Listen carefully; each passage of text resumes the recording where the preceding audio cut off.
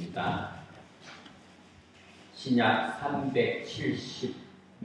376쪽 6페이지 베드로전서 1장 1절로 2절 말씀입니다.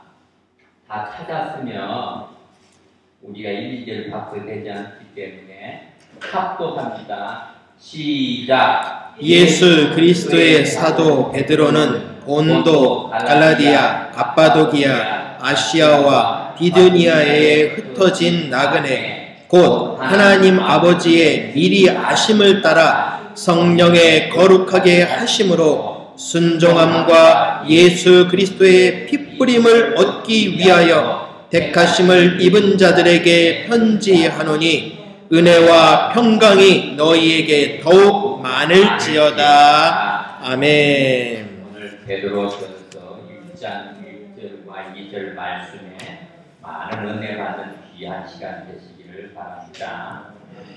예, 오늘부터 베드로전서를 가지고 한번 우리 하나님의 은혜를 나눠보려고 합니다. 성경에 보면은 총 66권입니다. 이 66권의 말씀이 다 하나님의 뜻을 가르치고 있습니다. 그런데 문제는 이 가르침을 성령님의 인도하심을 의지하지 않고는 해석해낼 수가 없다라는 거죠. 그런데 이 말씀 중에서도 일부만을 가지고 우리가 공부를 하게 되면 한마디로 말해서 한쪽으로 치우치는 편향되는 그 상황에 빠지게 된다라는 겁니다.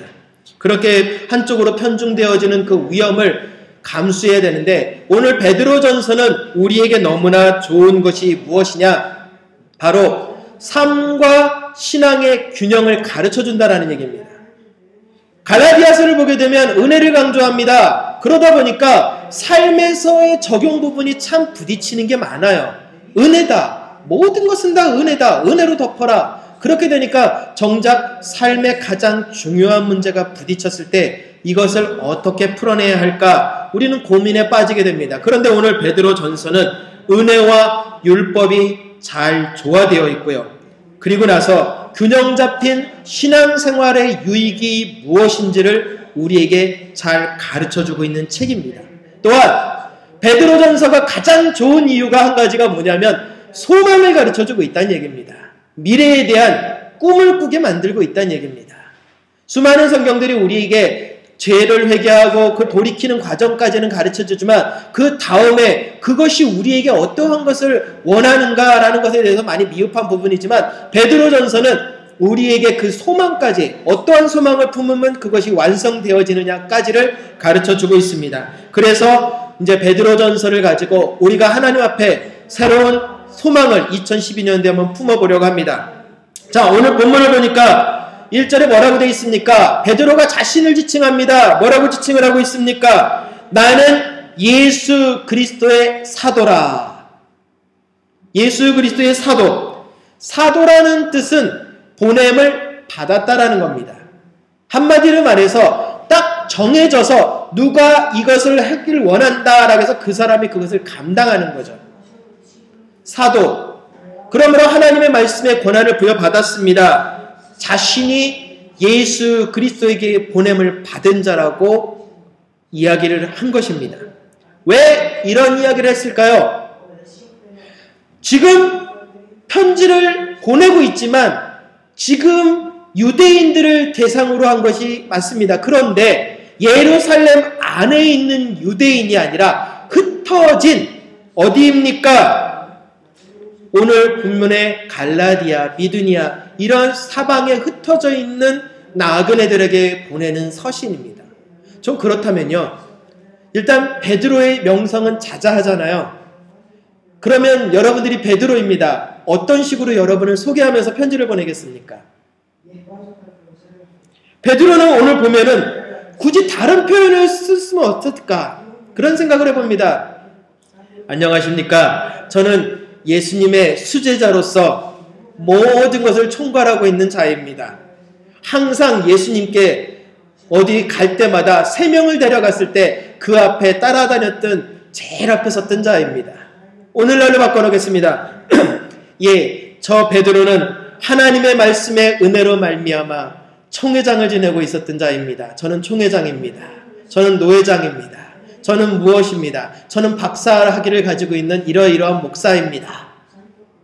참 그런 명함을 내밀면 모르는 사람들이 더 신뢰하지 않을까요? 그냥 생각해보세요. 여러분들이 저는 예수님의 제자입니다. 예수님의 보내심을 받은 사도입니다 하고 편지를 썼습니다. 모르던 사람들이 그냥 서영석이라는 그 인물, 예수님이 보내신 사도, 이 수준으로만 이해하는 것하고 저는 박사학위를 가지고 있습니다. 그리고 총회장을 지냈습니다. 이러한 명함을 가지고 있는 자입니다. 자, 어느 쪽이 더 신뢰감이 올까요? 당연히 명함에 이력이 많은 사람이 신뢰감이 갑니다. 그래서 어떤 분의 명함을 보니까요, 앞뒤를 꽉꽉 채우고도 모자라니까 아예 A4 용지 한 장에다 자기를 콕 해가지고 명함을 줄 때 이력을 적어서 주는 분을 봤어요. 봤더니 무슨 회장. 와, 목사님 왜요? 무슨 이력이 이렇게 많으십니까? 그냥 목사 하나면 안 됩니까? 요즘엔 한국에서는 스펙이라고 합니다. 뭐냐? 내가 가지고 있는 이력이 화려해야 취직에 잘 된대요. 웬만한 자기의 경력을 가지지 않고서는 취직하기 힘들다라는 말이 나온답니다. 그분이 그러시더라고요. 요즘 목사도 이렇게 화려한 스펙이 있어야, 경력이 있어야 잘 나가. 목사라는 이름만 가지고서는 아무것도 될 수 없는 세상이야. 정말 그 세상이 그렇게 바뀌었을까요? 여러분들까지도 그렇게 생각을 하십니까? 목사가 목사이면 되지 그 이상을 더 요구하는 세상 어떻게 생각하십니까? 물론 좋죠. 박사학위 가지고 있으면 좋습니다. 그러나 박사학위가 목사를 대신할 수는 없거든요. 이게 문제인 거지. 무엇이든지 최고, 무엇이든지 만능의 시대, 그것을 베드로는 오늘 꼬집었습니다. 수많은 흩어져 있는 사람들, 이 흩어져 있는 사람들이라는 것은 무엇입니까? 새로운 모험을 했고 자기의 주관이 확실한 사람들입니다. 그런 사람들에게 가장 어필하는 것은 무엇입니까? 나의 화려한 이력을 말하지 아니하면 따라올 사람이 아닙니다. 그런데 베드로는 그들에게 오로지 딱 한 가지만 했습니다. 나는 말씀을 단지 전하려고 부름받은 사람이다. 심부름꾼이다 라는 것밖에는 강조하지 않았습니다. 이 말은요, 어떻게 보면 베드로 스스로가 그 말씀을 소홀히 할 수도 있다라는 거예요. 그러나 정반대입니다. 베드로는 말씀이 드러나기를 원했던 것이지 자신이 드러나길 원하지 아니하였기에 오늘 본문에 나는 예수 그리스도께 보냄을 받은 사도다라는 말 외에는 사용하지 않았습니다. 자, 여러분들은 어떤 이력을 쓰십니까? 교회의 거룩한 직분을 임명받았습니다. 그 직분보다 더 중요한 것이 있으십니까? 회장님이길 원하십니까? 교수님이길 원하십니까? 사장님이길 원하십니까? 저는 그런 것보다 목사가 더 좋습니다. 장로님이 더 좋고요. 안수 집사님이 좋고 권사님이 좋고 집사님이 좋습니다. 밖에 외부인을 만날 때도 제일 먼저 물어봐요. 교회 다니십니까? 예, 다닙니다. 혹시 직분 여쭤봐도 되겠습니까? 예, 제가 지금 교회에서 이렇게 장로로 섬기고 있습니다. 안수 집사로 섬기고 있습니다. 권사로 섬기고 있습니다. 그럼 딱 물어요. 권사님. 그렇지 않을 경우에는 그냥 보통 예의상 첫 대면을 할 경우에는 사모님하고 이제 예우를 해줘요. 사장님, 사모님 하지만 좀 시간이 지나고 나면 물어봅니다. 왜 처음부터 무작정 그렇게 집사님 그러면 부담을 느끼시는 분들도 있으셔서 그렇게 상황을 보면서 움직여요. 그런데 가장 중요한 건요, 무엇을 위해서 우리는 전달하고 있는지라는 이야기입니다. 오늘 베드로 자신은 말씀을 전하는 자라는 얘기입니다. 보내는 자는 어떤 사람입니까? 하나님의 말씀을 전하는 자는 오직 하나님이 보내신 그 직분을 감당하는 자인데, 다시 말해서 나의 모든 권위는 아까 말씀드린 대로 어떠한 화려한 이력으로 내세우는 것이 아니라 내 안에 살아계신 말씀이 권위를 가져야 합니다. 다시 말하면요, 우리 사랑하는 성도님들의 가슴 속에 살아있는 말씀이 권위를 가져야 합니다. 더 쉽게 풀어내겠습니다. 우리 사랑하는 성도님들이 예수님을 믿고 있습니다. 상대방이 그 예수님을 신뢰하고 있느냐는 얘기입니다. 내 안에 살아있는 이 예수님을 다른 사람들이 신뢰하고 있느냐는 얘기입니다. 신뢰하고 있다면 여러분들은 하나님의 말씀의 권위를 세우신 분이 맞습니다. 이게 바로 저와 여러분들이 해야 할 일입니다. 하나님의 말씀을 부여받은 자들은요, 그 삶을 통해서 권위를 세워주셔야 합니다. 그래서 마태복음 7장 15, 16절에 보니까 이렇게 되어 있습니다. 거짓 선지자들을 삼가라. 양의 옷을 입고 너희에게 나오나 속에는 노략질하는 일이니라.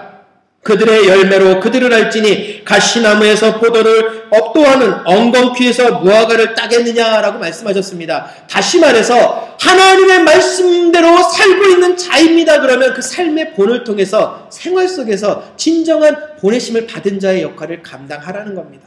아, 목사님, 저는 목사가 아니니까 괜찮습니다. 아니요, 나중에 베드로전서를 할 겁니다. 3장에 넘어가다 보면 나오죠. 뭐가 나옵니까? 오직 너희는 택하신 족속이여 왕같은 제사장이여 거룩한 하나님의 나라라겠습니다. 이미 분명한 명령을 해놨어요. 여러분은 보냄을 받았습니다. 왜요? 아, 목사님 아니라니까요. 아니, 목사 아니어도 보냄 받았습니다. 왜요? 예수님께서 마지막으로 우리에게 위임하셨잖아요. 대위임 명령이라고 합니다. 마태복음 28장이 뭐라 하겠습니까? 너희는 땅끝까지 이르러 뭐가 되라고요? 내 증인이 되라고요. 그러면서 바울을 통해서 우리에게 얘기합니다. 너희는 내게 배우고 받고 듣고 본 바를 가르쳐 지키게 하라. 이 말은 무엇입니까? 크리스찬이라면요, 먼저 내 안에 열매를 내고 그 열매를 가지고 상대방을 변화시켜 내라는 이야기입니다. 바로 베드로는 그래서 자신을 예수 그리스도의 사도라고 했던 것입니다.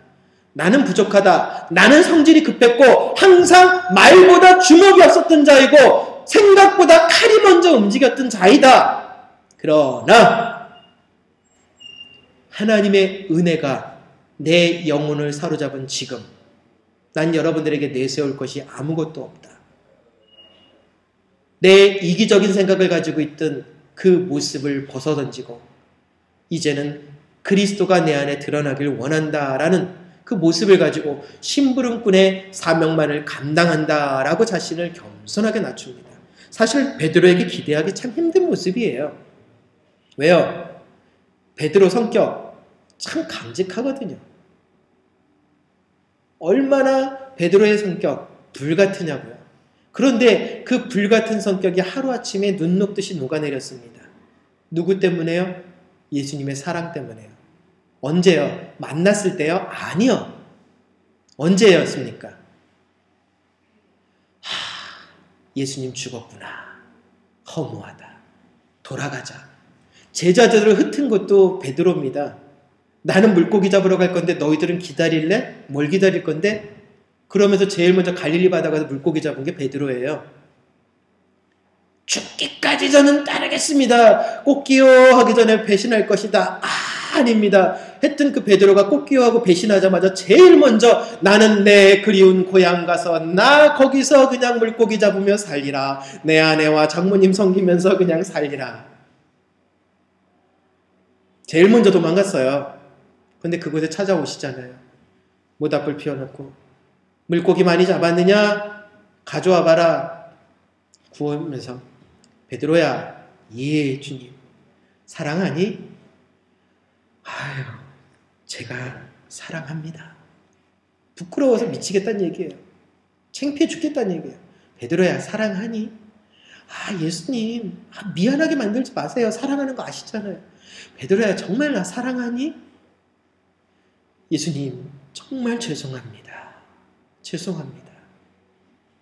지난 3년 동안 말로만 예수님 따라다녔습니다. 죄송합니다. 지난 일이 한순간에 우르르르 쏟아져 내려요. 눈물로.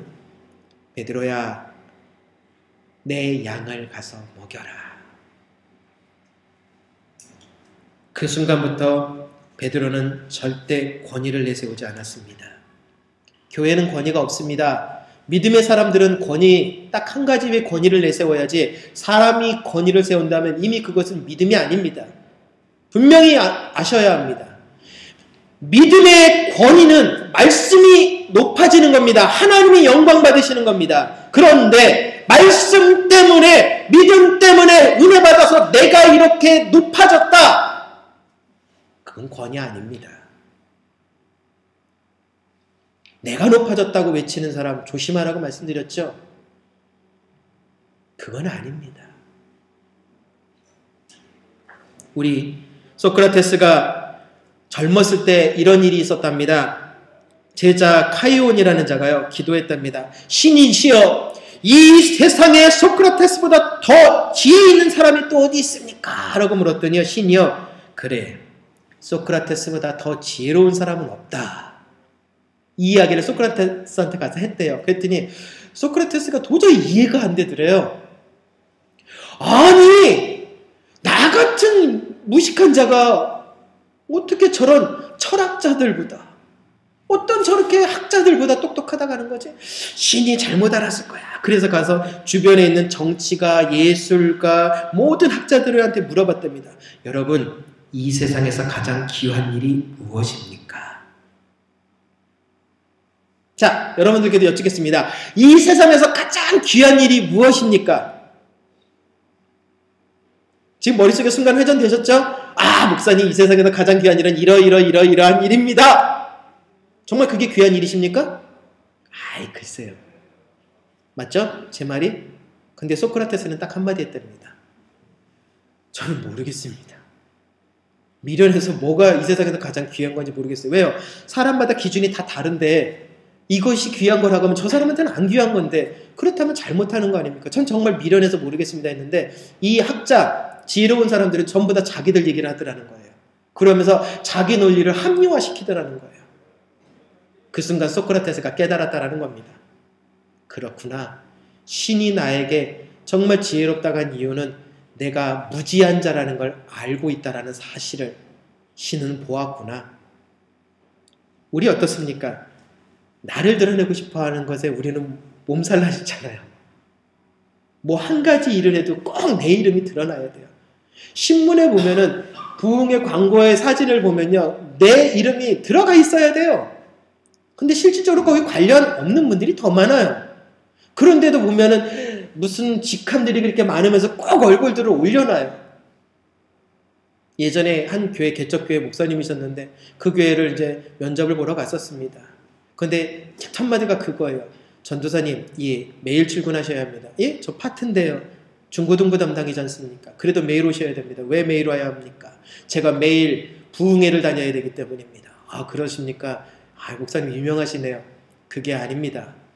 그러면서 쫙 신문을 내놔요. 여기 사무총장으로 제 이름이 올라 있습니다. 아, 이렇게 큰 부흥회 사무총장이십니까? 와, 대단하십니다. 그게 아니라 매일 신문사 찾아다니면서 이분 저분 섭외해가지고 여기 이름들 이렇게 탁탁탁 놓아야 되기 때문입니다. 무슨 말씀이세요? 그분들 강사 아니었어요? 아니요. 그 이름이 40명이 올라와 있으면 강사는 10명뿐이고 나머지 30명은 그 이름입니다. 저는 그 사람들에 찾아가서 그 사진 올려놓기 위해서 허락받아야 되는 사람입니다. 죄송합니다, 목사님. 저 면접 보는 거 취소하겠습니다. 안녕히 계십시오 하고 나와버렸어요. 뭘 말씀드리려는지 아시겠습니까? 사람들은요, 나를 드러내고 싶어 해서 몸살이 나 있어요. 진정한 크리스찬은요, 내가 드러나는 게 아니라 내 속에 있는 예수님이 드러나야 되거든요. 그런데 우리는 내 말하기 바빠요. 내 생각에는 내가 생각해보니까 아니요, 그러지 마십시오. 하나님을 믿는 첫 걸음은요, 자신이 하나님 앞에서 죄인이라는 것, 그리고 정말 나약하기 때문에 성령님이 도와주시지 아니하면 도저히 이 상황을 이겨낼 수 없다라는 솔직한 고백을 하고 그것을 믿는 자입니다. 근데 우리는 말로는 믿어요.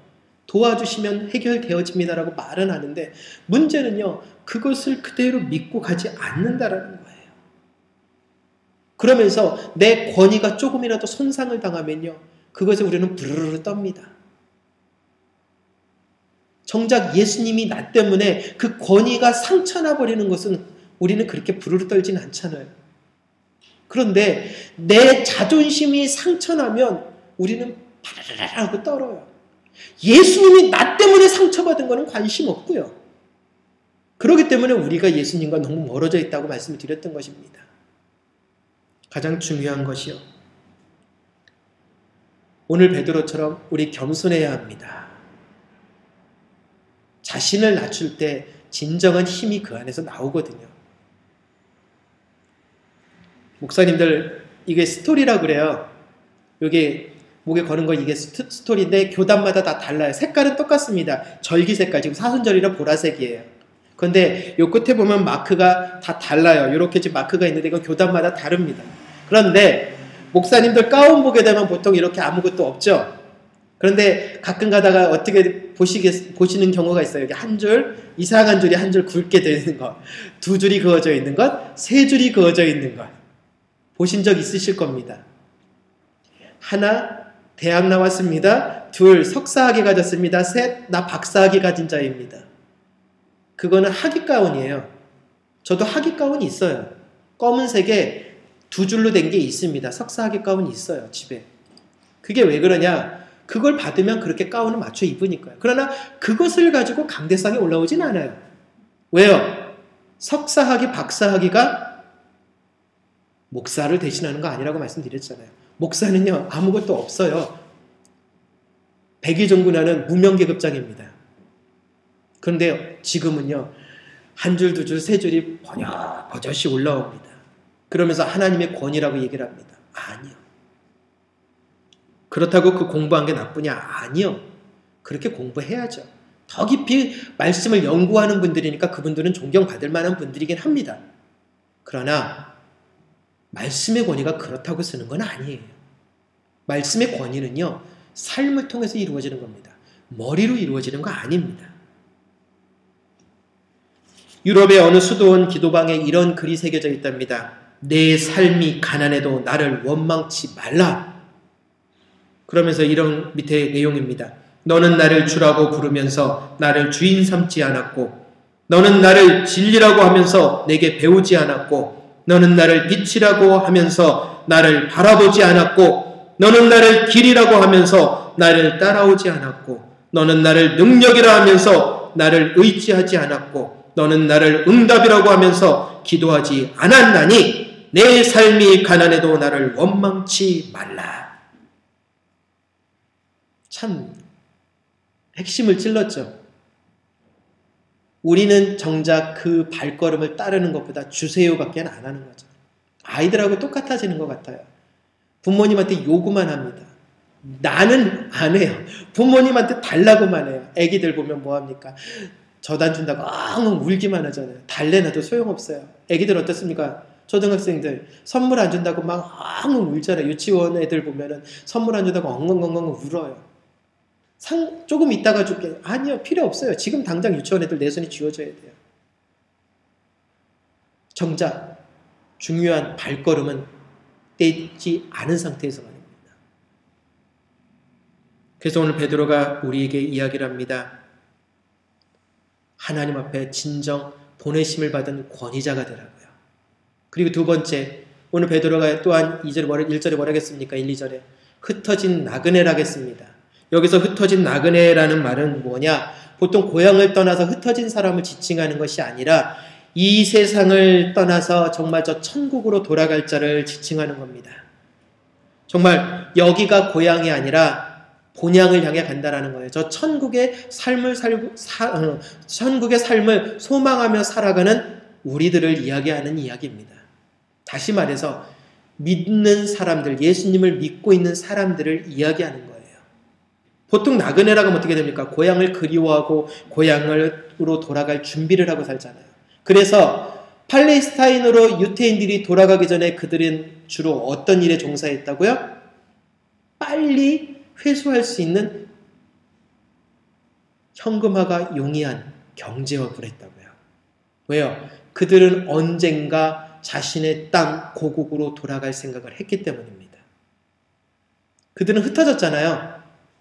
2차 세계대전 때도 많이 흩어지고 다 흩어졌잖아요. 그러나 그들이 그곳에서 했던 일은 딱 한 가지입니다. 현금화를 용이하게 했던 일. 언젠간 고국으로 돌아갈 거라는 생각. 이게 나그네의 삶이잖아요. 그런데 정말 우리는 어떠냐는 얘기입니다. 천국을 소망합니다. 그러는데 문제는 이 땅에서 하나님 앞에 보여져야 하는 모습이 있어야 되는데 그 보여짐보다 그냥 이 땅에서 배두들기면서 내가 근심 걱정 없이 사는 것이 하나님의 은혜다. 아니요. 근심 걱정 없이 사는 게 하나님의 은혜라면 차라리 무의도식하는 게 제일 좋죠. 아나무인인 성격으로 사는 게 제일 좋은 거예요. 왜요? 내가 하고 싶은 대로 하면서 살면 되는 게 제일 속편한 세상 아니겠습니까? 그런데 하나님은 이야기하시잖아요. 우리의 속마음을 보시겠다고. 우리의 삶의 행동을 보시겠다고. 아까 우리 장로님께서도 믿음과 행함이라는 것을 참 좋은 말씀 해주셨어요. 맞아요. 행동으로 드러나지 않으면 아무것도 일어날 수가 없어요. 하나님이 우리에게 원하시는 건 그겁니다. 오늘 베드로전서 1장 1절을 통해서 얘기하는 건 그겁니다. 진정 권위가 있느냐는 얘기입니다. 나이 때문에 권위가 있다? 아니요. 나이 때문에 권위 안 생깁니다. 많이 배웠기 때문에 아닙니다. 똑똑하기 때문에 아닙니다. 돈 많기 때문에 아닙니다. 권력을 쥐고 있어서 아닙니다. 요즘 권력 쥐고 있는 자들 권위 땅바닥에서 지금 떨어져 있잖아요. 권위는요, 내가 세우는 게 아니라 다른 사람들이 나를 세워주게 되어 있는 겁니다. 내가 진실한 크리스찬이면 정말 올바른 나그네의 삶으로서의 그 위치를 제대로 알고 있다면 그 권위는 세워집니다. 천상병 시인의 귀천이라는 시기가 있습니다. 그게 우리의 나그네 생활을 좀 잘 표현한 것 같아요. 어떻게 표현했느냐? 나 하늘로 돌아가리라. 새벽빛 와닿으면 쓰러지는 이슬더불어 손에 손을 잡고 나 하늘로 돌아가리라. 노을빛 함께 단둘이서 기슭에서 놀다가 구름 손짓하면은 나 하늘로 돌아가리라. 아름다운 이 세상 소풍 끝내는 날 가서 아름다웠더라고 말하리라. 하나님 앞에 가셨을 때 뭐라고 하시겠어요? 하나님 잘 살았어요. 덕분에 잘 살았어요. 고마워요. 그런데 그 다음 말을 하나님이 물으셨어요. 나 때문에 잘 살았지? 예, 잘 살았습니다. 여기까지는 입이 여기까지 걸렸어요. 그런데 나 때문에 잘 살면서 뭐 했니? 아이, 우리 가족 잘, 우리 사업 잘, 네 옆에 보내주었던 수많은 사람들은 넌 어떻게 했니? 아, 그건 자기 몫이죠. 저하고 상관없지 않습니까? 과연 그럴까요? 아니요. 그거는 우리의 이기적인 신앙이죠. 그 순간 하나님은 아마 화를 내시겠죠. 가장 중요한 건요, 많이 배우고 많이 알고가 아닙니다. 믿음은요, 행동으로 옮겨내야 합니다. 오늘 베드로가 얘기하고 싶은 건 그겁니다. 나그네 정말 괴로워요. 이 땅에서 살아가면서 얼마나 괴로우십니까? 첫 번째 무엇입니까? 나그네는 관습이 다르기 때문에 괴로워요. 맞잖아요. 새로운 지역, 낯선 환경에 가면, 자, 스페인에 와서 제일 첫 번째 문화적인 충격 부딪혀보니까 어렵더라고요. 언어적인 충격 어려워요. 나그네 새로운 곳에 가게 되면 제일 부딪히는 게 어려움이 있잖아요. 그 관습 때문에. 동양적인 관습과 서양적인 관습은 완전히 다르잖아요. 그렇기 때문에 나그네 괴로울 수밖에 없어요. 당연히 정착하고 싶은 거죠. 그리고 두 번째, 나그네는 무엇입니까? 시민권이 없어서 보호를 못 받기 때문에 괴로워요. 법적인 보호장치를 받아야 되는데 나그네들 보호장치가 없어요. 다시 말해서 이 땅의 나그네들은 그런 문화적인 충격도 있고 여러 가지 관습 때문에 부딪힘이 옵니다. 그리고 나서 이 땅에 다른 나라로 여행 가려면 여권을 가지고 가긴 하지만 그 나라의 시민이 아니기 때문에 시민권으로서의 보호는 못 받아요. 국적이 아니기 때문에. 그런데 여쭙겠습니다. 천국 시민권, 천국 국적 가지고 계십니까? 가지고 계셔야 합니다. 잠시 잠깐 이 땅으로 우리 여행 왔어요. 아까 천상병 시인의 마지막 말처럼 여행 잘하고 돌아왔습니다라고 말하리라. 이 땅에서 천국의 국적을 가지고 왔어요. 이 땅에 잠시 거주하고 계십니다. 무엇을 보셨고 무엇을 남기시고 계십니까? 나로 인해서 얼마나 많은 사람들이 예수님 앞에 나왔습니까? 이걸 우리는 깊이 생각해야 합니다. 전국 시민, 우리는 그렇기 때문에 이 땅에 근심 걱정 없이 살아야죠. 그러려면 제일 먼저 중요한 게 뭐라고요? 나그네 된 자는 말을 조심하게 되어 있습니다. 왜요? 천국의 언어를 써야 되니까. 스크루테이프의 편지라는 글이 있습니다. C.S. 루이스가 썼던 책인데 참 베스트셀러였어요. 스크루테이프의 편지. 스크루테이프라는 건 누구냐? 악마예요. 자기 조카 위무드에게 편지를 쓰는 거예요. 악마의 일을 가르치기 시작하는 겁니다. 그런데 이 스크루테이프가 한 얘기가 있습니다. 인간의 고결함을 손상시키는 가장 효과적인 방법이 하나가 있다라고요. 무엇일 것 같으세요? 인간의 고결함을 망가뜨리는 것. 한 가지입니다. 말을 파괴시키면 된다겠어요. 나그네 된 자들은요, 자기 생각, 자기 주장을 잘 못하잖아요. 오로지 천국에 고향 자랑하기 바빠야 되잖아요. 그런데 우리는 천국의 국적을 가지고 있음에도 이 땅의 이야기가 너무 많아요. 천국 이야기보다. 그렇다면 우리는 온전한 나그네 아니잖아요. 스크루테이프의 편지에서 우리에게 하는 이야기는 그겁니다. 그만큼 우리의 말을, 천국의 말을 하지 못하도록, 이 땅의 말을 하도록 자꾸 혼란시키면 인간은 스스로 고결함을 포기한다라는 거예요. 결국 뭡니까? 천국의 말보다 이 땅의 원망과 불평과 부정적인 수많은 이야기들을 쏟아내게 만들어 놓으라는 얘기입니다. 나그네가 제일 유혹받기 쉬운 일이죠. 왜요? 불평 나오잖아요. 뭐가 안 돼, 뭐가 안 돼, 뭐가 안 돼. 하나님 왜 안 들어주십니까? 왜 안 됩니까? 참 하기 쉬운 말이죠. 그런데 이 말로써 이미 나는 스스로를 포기하고 있는 거예요. 조심하셔야 됩니다. 미국에서 엄청난 통계가 나왔습니다. 어느 교도소에서 조사를 했더니 수감된 재소자 중에 90%가 이 말을 듣고 자랐대요. 무슨 말이냐고요? 너 같은 인간은 결국 감옥 갈 거야. 부모님한테요, 어린 자녀한테 이렇게 부정적인 얘기를 들었답니다. 넌 커서 결국은 그따위 인간밖에 안 될 거야. 90%가 그렇게 돼버렸대요. 이건 뭡니까? 말의 힘이에요. 그래서 예전에 2010년도에 기억나십니까? 언어학교를 했었잖아요.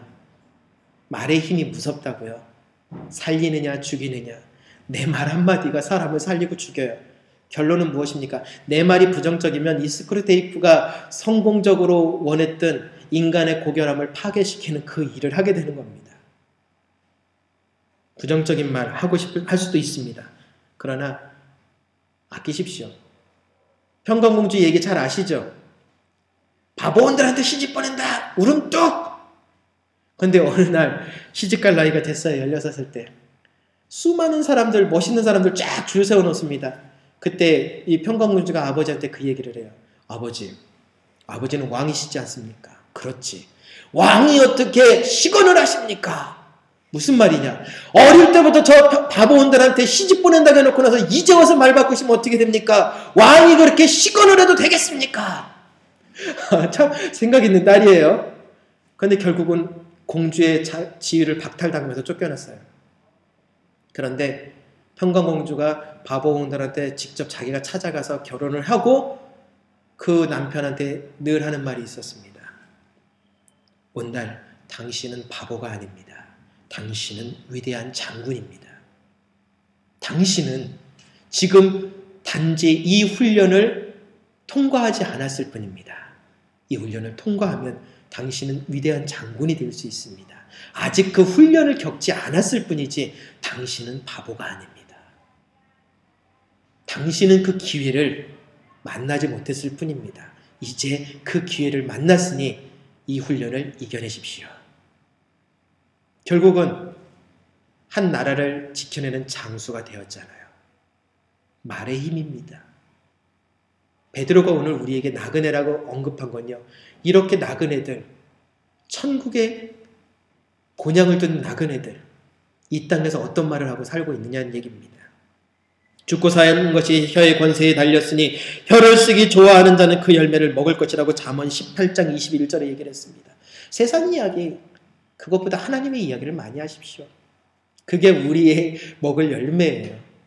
에베소서에 얘기했잖아요. 빛의 자녀는 빛의 열매를 먹어야 되는데 죽고 사는 것이 혀의 권세에 달렸다고 했습니다. 저와 여러분들의 새치 혀에 의해서 사람을 죽이고 살릴 수 있다는 얘기입니다. 그러면 우리는 살려야죠. 크리스찬이면 살려내야죠. 불평과 원망, 부정적인 거 할 수 있습니다. 그러나 그러지 마시기 바랍니다. 부정적으로 말하면 부정적인 열매를 맺게 됩니다. 긍정적으로 말하면 긍정적인 열매를 맺게 됩니다. 오늘 나그네 된 이 세상에서 여러분들은 어떠한 열매를 가지고 아버지 앞에 가실 겁니까? 전산별 시인의 마지막 기절처럼 나 잘 놀고 아름다운 곳에 보내주셔서 감사합니다 하고 가야 되는데 어떤 아름다운 곳을 보았느냐? 이러이러한 열매들이 있었나이다. 그래, 잘 누리고 왔구나. 칭찬받아야죠. 근데 우리는 매사가 부정적입니다. 왜 부정적인지 아세요? 이유는 딱 한 가지입니다. 내 이기주의 때문이에요. 나만 생각하는 그 생각을 버리지 못하면요, 항상 부정적인 사람입니다. 왜 부정적입니까? 내 기준에 안 맞으니까 무조건 잘못된 거예요. 예수님 기준 세운 적 없잖아요. 이타적이라고 했잖아요. 항상 상대방의 입장에서 생각해준 예수님. 나그네. 우리 나그네입니다. 바로 그런 입장으로 이 세상에서 그런 사람들을 품어야 합니다. 행복하게 살고 싶으시죠? 마지막으로 정리를 하면서 하려고 합니다. 독일의 저널리스트가 쓴 책이 있습니다. 베르너 키스텐바허라는 사람이 쓴 글을 우연찮게 읽었는데 책이 그 내용이에요. 단순하게 살아라 라는 책이 있었어요. 그런데 그 책에 7가지로 써놨는데 이거를 체험하면 행복해진답니다. 잘 기억하십시오. 첫 번째, 당신의 전부를 바쳐라. 단순하게 바치시면 행복하답니다. 전부를 바치래요. 두 번째, 지금 현재에 집중하라. 세 번째, 하고 있는 일에 집중하라. 네 번째, 자신이 하는 일을 즐겨라. 마지못해 하지 말란 얘기입니다. 다섯 번째, 불만이 많은 동료와 함께 일하지 말라. 불만 많은 친구하고 일하면 결국은 나도 불만쟁이 된다는 얘기입니다. 여섯 번째, 스스로 통제할 수 있는 직장을 구하라. 이것은 무엇입니까? 내가 그 직장 안에서 나를 컨트롤해낼 수 있는 능력이 있어야 된다는 얘기예요. 그 직장이 나에게 맞추는 거에 내가 그 직장에 맞춰줄 수 있어야 된다는 얘기입니다. 마지막 7번째, 여가 시간을 잘 보내라. 여가 시간을 잘 보내십시오. 하나님이 허락해 주신 은혜의 시간을 잘 보내시라고요. 가족들과 잘 보내십시오. 교인들끼리 구역 안에서 잘 보내십시오. 하나님이 허락해 주신 귀한 시간, 믿음 안에서 잘 보내야죠. 그런데 우리는 어떻습니까? 잘 안 하려고 그래요. 현재를 즐기면서 미래를 계획하신다면요. 그리고 또한 과거에 너무 집착하지 않으시면요. 더 행복해지실 수 있습니다. 나그네의 인생이지만요. 본향으로 돌아갈 기쁨, 얼마나 감격스러워요. 그렇다면 이 땅에서 여행 중인데 기뻐야죠. 여행객이 오만상을 찡그리고 여행하면 그게 무슨 여행이에요. 앞에 아무리 멋있는 자연 광경이 내 앞에 펼쳐져 있는데도 내 마음이 그냥 온통 찡그리고 있고 부정적인 요소만 가득하면 그것이 행복하겠습니까? 저와 여러분의 마음속에 있다는 얘기입니다. 중요한 것은 저와 여러분, 오늘 베드로가 말한 것처럼 하나님 앞에 택하심을 받은 자들입니다. 미리 아셨다겠어요. 그 부분 다음 주에 더 예지 예정에 대해서 이제 깊이 들어가서 말씀드리겠습니다. 가장 중요한 것은요. 여러분들은 보냄을 받은 자입니다. 이 땅에 나그네로서 보내졌다고요. 그렇다면 꾀죄죄하게 다니는 나그네가 되시겠습니까? 하늘나라 시민권을 가진 자답게 정말 아름다운 하나님의 권위를 내세우면서 우리가 자랑스럽게 사시겠습니까? 그거는요, 저와 여러분의 모습에 달려 있어요. 이 권위, 이 자부심, 그걸 가지고 살아야 돼요. 나 크리스찬이야라는 자부심, 얼마만큼 우리에게 있느냐는 얘기입니다. 나 교회는 다닙니다. 아니요, 그게 중요한 게 아니에요. 말씀드렸잖아요. 죄송한 표현이지만 사단도요, 우리가 금식하면 그놈도 금식한다고요. 우리가 철야하면 그놈도 철야해요. 근데 그놈이 못하는 게 뭐가 있다고요? 회개하는 거예요. 우리는 금식하고 철야하면서 하나님하고 눈물을 쏟잖아요. 그런데 그놈은 절대 눈물 못 쏟아요. 이게 다르잖아요.